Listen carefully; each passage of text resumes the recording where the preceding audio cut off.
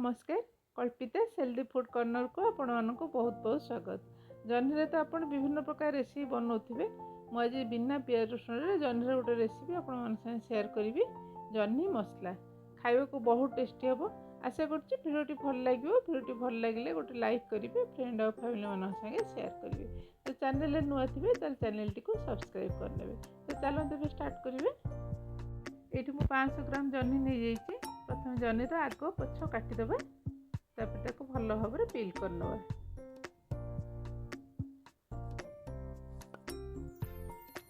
सबुतक पिल करी भल परिष्कार पानी धोईकी नहीं आसवे। मुझे धोईकी नहीं आसी बड़ बड़ खंड कर काटिदेबा। मुझे ये बड़ बड़ खंड करछि, आपण आपण पसंद हिसाब रे बड़ छोट करते।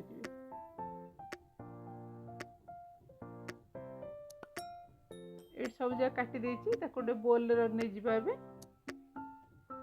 ये हाफ कप मटर डाली को 3 ରୁ 4 घंटा आगु बतुरे देखो भल भाव बतुरी जाइए।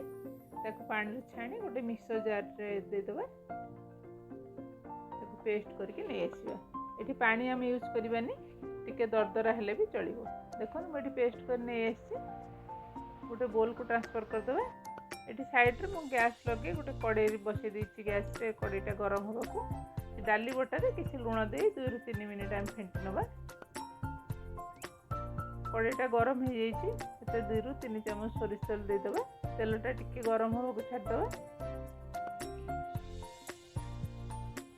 डाली बटाटा ये भल भाव फेंटी जाइए, पूरा लाइट हो जाइए आमर। एबे कड़ाई रे छोट छोट बरा शेप आम बनई नवा। टिके छाड़ी छाड़ी दबा।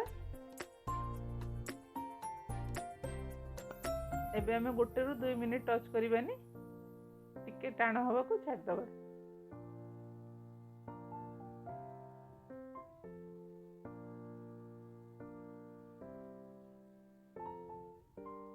बेसी ओभरलोड करवानी, जितनी जगह हम से हिसाब से दबा। देखो आम तलपटा टिके हल्का कलर आसी जाइए। एमती उल्ट पाल्ट करी आम गोल्डन ब्राउन है पर्यंत भाजी नवा। 2 ରୁ 3 मिनिट टाइम लगे। देखो ये भल भाव गोल्डन ब्राउन हो जाइए। गोटा बाहर करदे। बाकी गुड़ा एमती बनई नवा। से कड़ाई रे देदेबा 2 चामच सोरिष तेल। गैस रो फ्लेम टाक मीडियम रखिए। गोटे सुखला लंका देदेबा, हाफ चामच देदेबा कड़ा जीरा। कड़ा जीराटा टिके फुटिया वेट करेंगे। हल्का कर भाजी नवा। गोटे चामच देदेबा अदा बटा। 1 ରୁ 2 मिनिट अदा रो कंचा स्मेल जावा पर्यंत भाजी नवा। गैस रो फ्लेम टाक लो करदेबा। अदाटा आमर भल भाव भाजी होती। देदेबा हाफ चामच हल्दी गुंड, 1 चामच कश्मीरी मिर्च पाउडर। आपन चाहिए राग लंका गुंड भी दे पारिबे। हल्दी और लंकाटा को अदा साथ मिसई टिके भाजी नवा। ये भल भाव भाजी जाइए। जो जह्नी आम काटी रखी से कड़ाई देदेबा। गैस रो फ्लेम टाक हाई करदे जह्नीटा भल भाव कषि नवा। 2 ରୁ 3 मिनिट भल भाव कषि नवा। ये गोटे पेस्ट बनइबा। 2-3 चामच नहीं नड़िया कोरा, 1 चामच पोस्तक बतुरे रखी देती से देदेबा। नड़िया कोरा संगे फाइन पेस्ट करके नहीं आसबे। देखो मुझे ये पेस्टा देदेबा। जह्नी रे भल भाव आम आउ टे कषि नवा।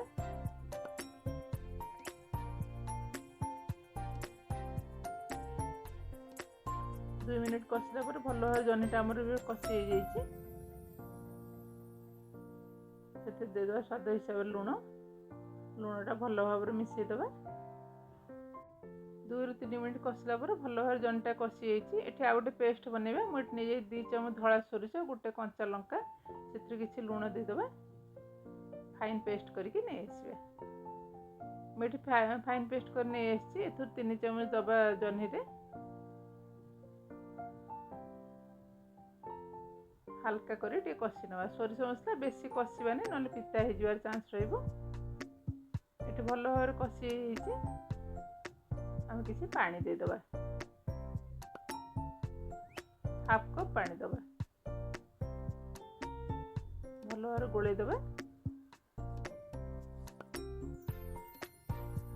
गैस फ्लेम टाको हाई करदे, टे फुटिया वेट करवा। लिडटा कभर करदे। ये भल भाव फुटी जाइए, गोले दबा। तापर जो बरा आम छाणी रखी से बरा गुड़ा देदेबा। गैस फ्लेम टा लो करी आम लिडटा कभर करी 3-4 मिनिट कुक होगा को छाड़देबा। ये 2 मिनिट हो जाइए।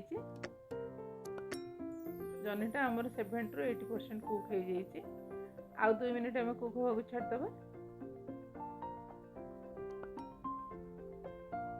जह्नीटा ये परफेक्टली कुक हो कंसिस्टेंसी भी ठीक आसी। गैस फ्लेम टाको ये ऑफ करदेबा। गोटे सर्विंग डिश को काटने। देखो केते सहज बनीगला, खाइबा को बहुत टेस्टी हम।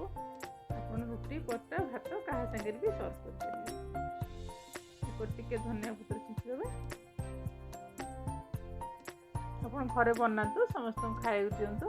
समस्त रिएक्शन मत कमेंट कर जमा भूलुनि। मो वीडियो कौट देखुं से मत कमेंट कर निश्चय जनातु। जदि फेसबुक पेज देखुं तो पेज टी फॉलो करूँ। शेष पर्यंत वीडियो देखिए आपको बहुत बहुत धन्यवाद।